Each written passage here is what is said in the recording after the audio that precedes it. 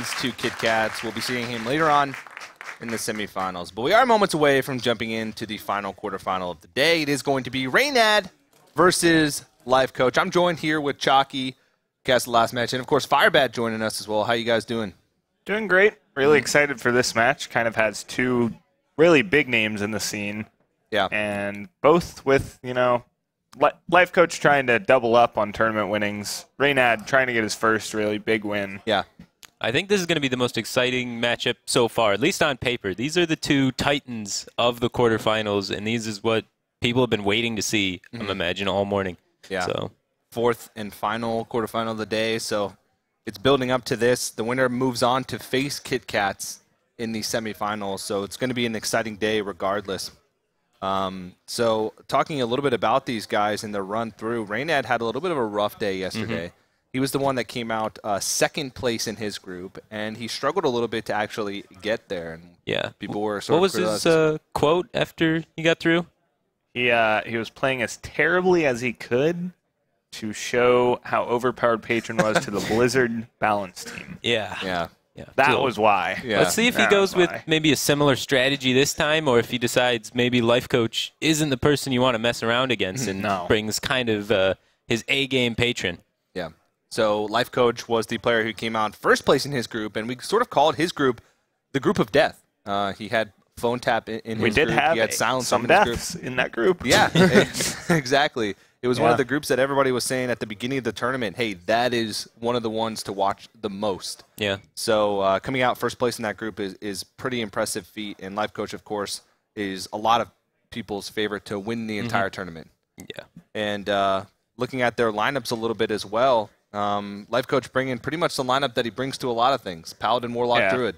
Well, what's really interesting about his lineup is we've talked about Patron Warrior and we've talked about Hunter a lot. Yeah. Neither.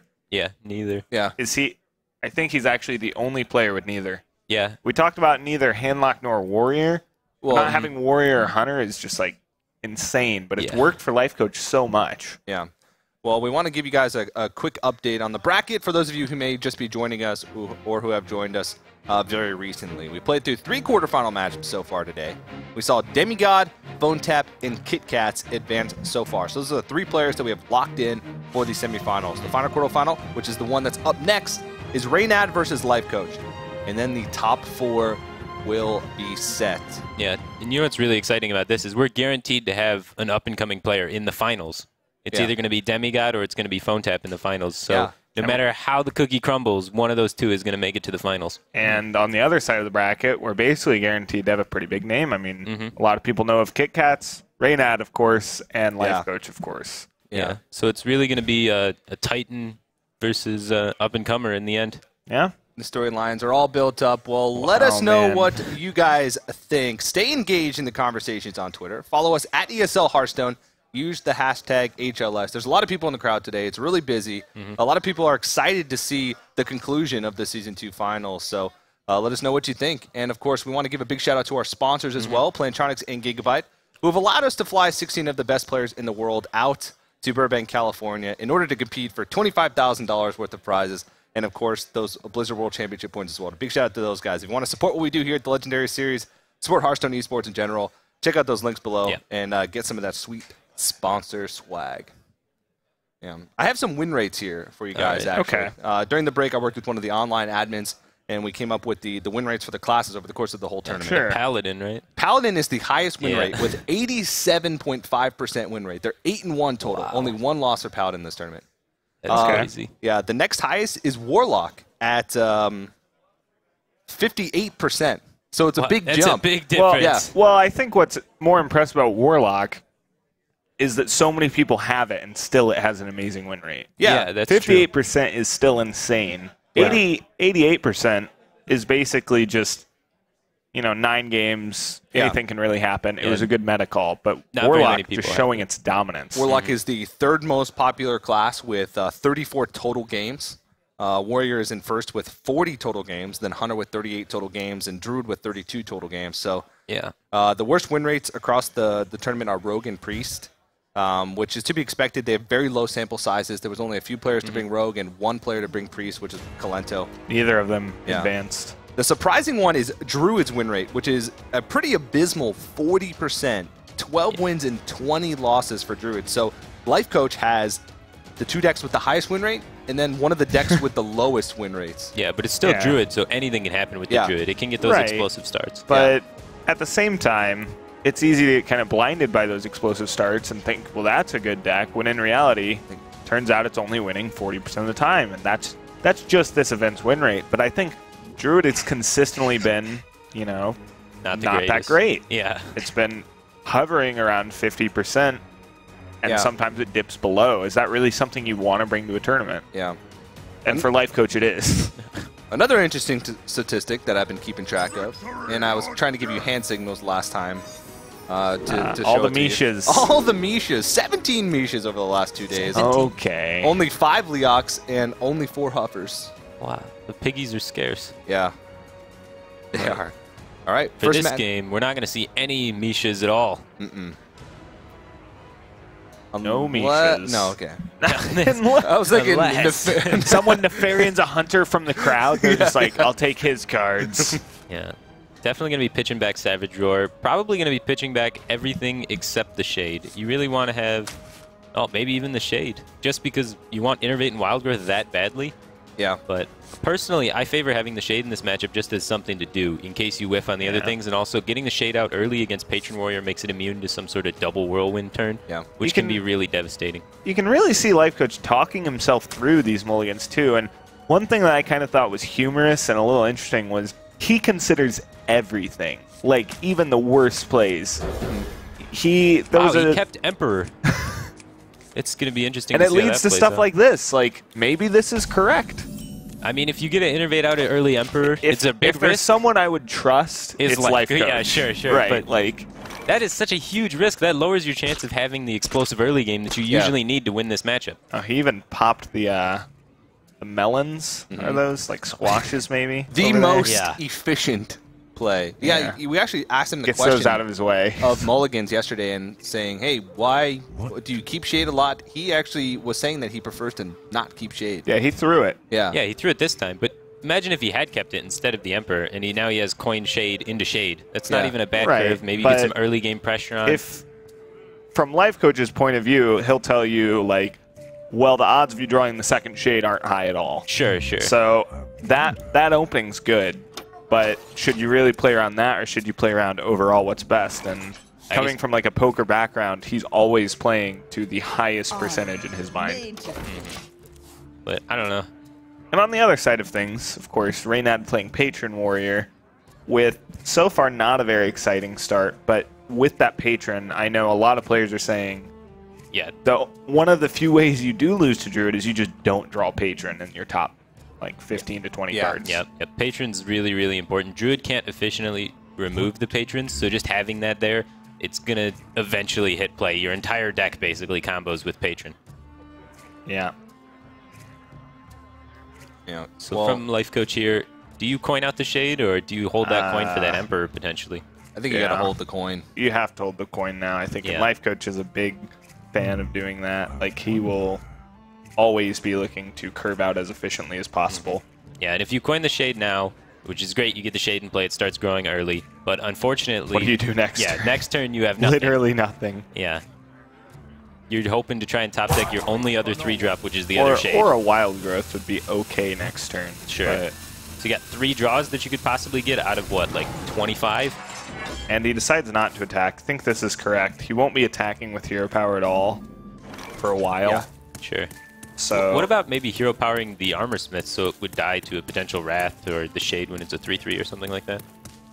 I think he thought about that for probably about 40 seconds in that last turn. He definitely thought about it. So he was thinking this about must be everything. Right. Yeah. This must be right. Well, I mean, he still does make mistakes, and most of the time the mistakes he makes are due to time constraints. Yeah. Like, given enough time, he will probably make the correct play. I know he's taken screenshots of Patron Warrior board states and analyzed them for maybe 15 minutes. Wow. But you don't have that. Yeah, and you don't have, the relaxed atmosphere that you do at home. You're under pressure here. You only have 90 seconds a turn. You're going to have to make the best play in your mind at the time. Yeah. And I think for this turn it is Shade. Nothing else seems too appealing. Yeah. No rope there. Yeah. He hasn't ramped up at all. I mean, no wild growth, no innervates. It's keeping the Emperor Thorson starting to look like a less and less appealing option as the game goes on, or a worse and worse keep. Yeah, it's one of those risks that you take in bad matchups. So this isn't a good Druid matchup, so he decided in the beginning, I'm going to take a risk. Maybe I hit the innervate, maybe I hit the wild growth, the risk pays off, and I can get a win out of an unfavorable matchup. But it's going to come back to bite him and make the unfavorable matchup maybe even a little bit more unfavorable. Yeah. He could draw innervate next turn, and it would still be not the worst thing ever. Yeah, then it would be pretty good. He's still quite behind. I mean, the Warrior is actually just aggressing onto him really hard. Yeah, I like that play by Reynad too, just putting minions on the board. That's how you beat Druid. Especially with Grom in hand, I think he realizes, like, the way I'm going to win this game is just beating him up. Yeah, exactly. Druid has a really hard time dealing with tons of little creatures. That's why they struggle against decks like mid-range Hunter, Zoo, and all the other sort of aggro-y tempo decks. Yeah. Yeah. I think you might want to Wrath Wild Growth this turn. Set up some better turns in the future. Remove a bit of damage from this board. Yeah, I can see that. Allows you to Emperor next turn and still keep the coin, which could be used as a flexible option later on in the game. Now the real question is, do you Wrath the Armor Smith to stop the armor gain, or do you Wrath the Taunt to allow your Shade to maybe efficiently trade with other minions afterwards? What's actually pretty interesting is, and I think you do Wrath the Armor Smith, also kind of plays around Battle Rage a bit, but yeah, Battle Rage is something to consider. What's interesting is if he does get this Emperor off and saves the coin, he'll have a 4-mana Drake and a 3-mana Swipe. And Spell Power Swipe is something that can really catch you off guard as the Patron Warrior when you make a bunch of patrons, and you might have like a 3/3 and a bunch of, 5/2s or 3/2s. Yeah, that's often how the Patron turns end up, too. Yeah, and 7-mana Spell Power Swipe, that would do it. Lifecoach takes the most defensive line of trades possible here. Interesting. Well, not most. He takes one value trade at the end. He's basically thinking, okay, the odds of him after Cruel Taskmastering having an efficient way of dealing 1 damage, not high. Yeah. So he's probably going to have to axe this, which he would have to do anyway next turn if I let it grow and then kill a 3/3. Yeah, so he's hoping to remove the weapon to maybe make Thorson stick a little better. Yeah, he's getting really low, but, I mean, it might work out. Wow. And as far as the other play, I think throwing down that Frothing Berserker is actually the right play, because there's a big decision between whether or not to save the Frothing Berserker for combos or throw it out when you have the mana just to keep up the pressure. And against Druid, I think keeping up the pressure is the right thing. Yeah, because definitely. You can win with Grim Patrons as opposed to some other matchups where you need the Frothing Berserkers to win. Yeah, he already committed earlier when he threw out the Taskmaster, did all that other stuff, that he's committed to zooing down his opponent. So it stays consistent with his line of play to play the Frothing Berserker there. Yeah, now you have the option. Do you Emperor and set up for huge swing turns coming up? Or do you go with a really defensive line? I don't think you can really afford to boom here. You could literally just die. From, like, the Frothing getting out of control? That happened. That actually kind of happened last ESL Legendary Series. If you boom here, then next turn you're going to have 7 mana, so you can do the Innervate Azure Drake Swipe to clean up the patrons, and boom usually heavily incentivizes patron turns, because they want to generate patrons off those boom bots, so I would not feel bad at all. I think this is going to be the Innervate Swipe. This was the other play I was thinking, is you can go extremely defensive, really just take your time, make your opponent have more stuff, which it looks like they didn't. The issue here is Reynad can draw into more stuff. I think Lifecoach is really putting him on having maybe like dead cards, like Battle Rage in his hand. Yeah. He's trying to just like stop out the aggression as soon as possible, take as little damage as possible, and let the Patron Warrior sort of fizzle out, because he's wasting all those combo pieces putting on pressure. Yeah, and we've seen this in a lot of Patron Warrior matches, and especially in Reynad's, where he goes somewhat too aggressive. I agree with it this game, but when you go aggressive with that deck, you have to realize weapons, both War Songs and the Grommash are your only burst. Yeah, that's your only source of damage and at all. And when your opponent's at 18 and you're low on cards, you don't have really a way to kill them. Yeah, exactly. And your minions are functioning as card draw in that deck. Yeah. With minions plus Whirlwind Effect plus Battle Rage, that's your card engine for the entire deck. And Lifecoach is committed to just denying that. Yeah, so the more minions Lifecoach denies, it's going to be harder for Reynad to refill his hand. Yeah, it's you either have to make the choice as to use the pieces for draw or to use the pieces for combo. And if you use the pieces early on, then that means you either only combo or only draw before the game ends. Yeah.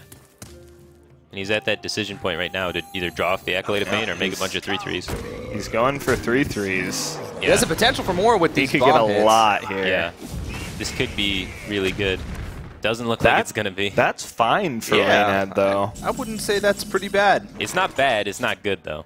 Yeah. Right. I think Ragnaros here is what's going to be pretty bad for him because it's very likely.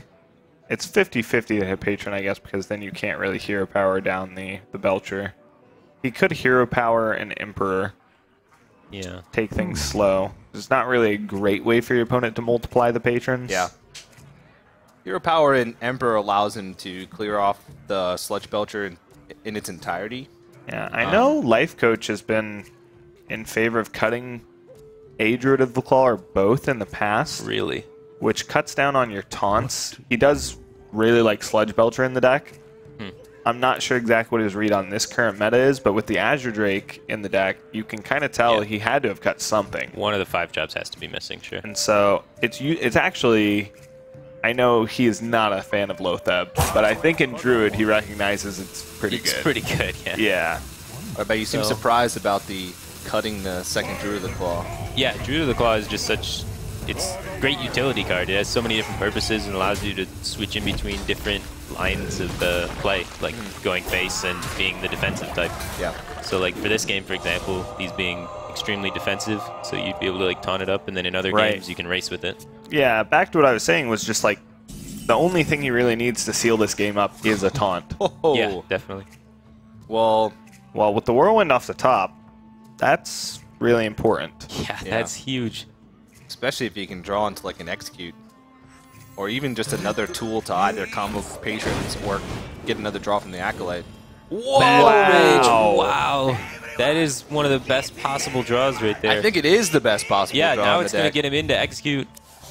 And the second Battle Rage. He's got such a huge health pool, too, that he can just go face, and now he has cards to refill the board. He's got the combo activator for goodness. That was huge. This chain of draws there.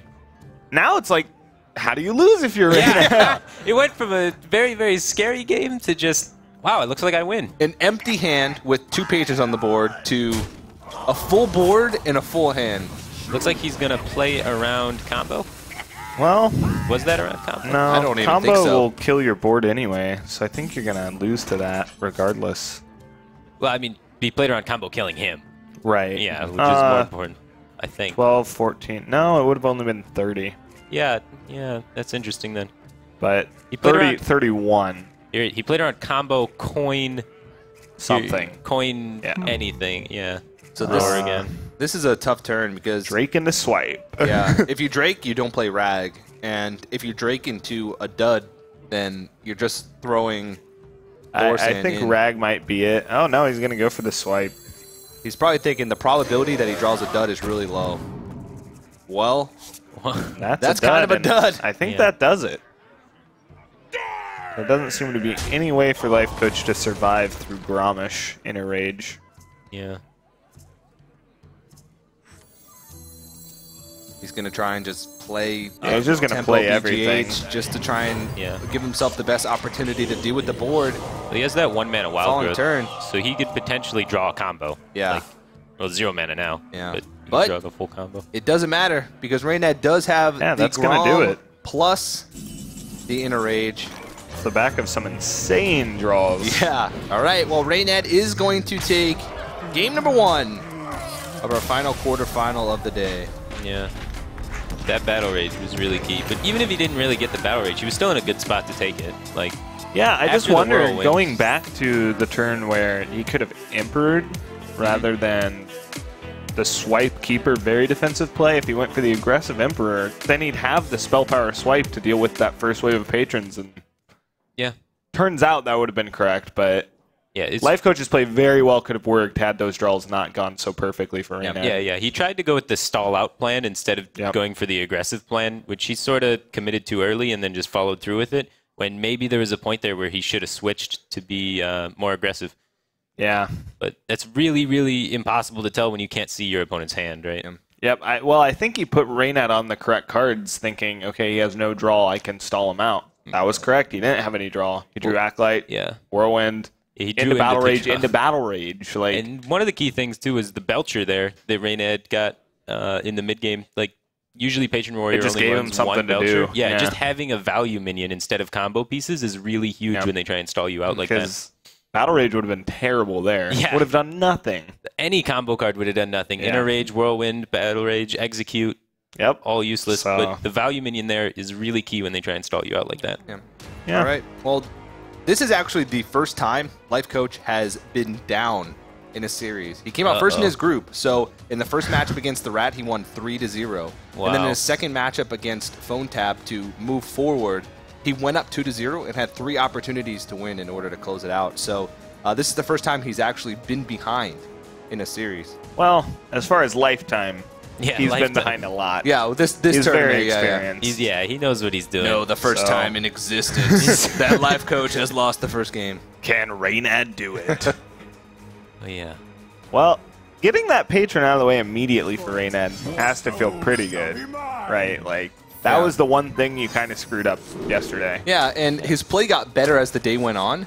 And so it's just going to keep getting better as he sort of gets into his groove and gets comfortable. He's actually a big threat to the rest of the tournament because, I mean, his accomplishments, he's such a good card game player. Right. Like, people say his prepreration is he talks himself down a lot by saying, like, oh, I don't practice. I don't, I make aim good to decks. disappoint. He goes to the interview and he's like, I played as terribly as possible. But, I mean, he's just pretty naturally good. Yeah, he played against Druid very well. Like, he chose the correct way to play those cards. And he was rewarded. Yeah, and he was rewarded just tempoing out the Druid there. This hand is pretty sick. Yeah. And I think, going back to like this tempo mage deck Reynad has, I think if there is going to be Decky's practice, I've seen him stream this a lot. I actually played against him on ladder, and he was playing it the last day of the season, so he obviously thinks it's pretty good, and he's played a lot of it.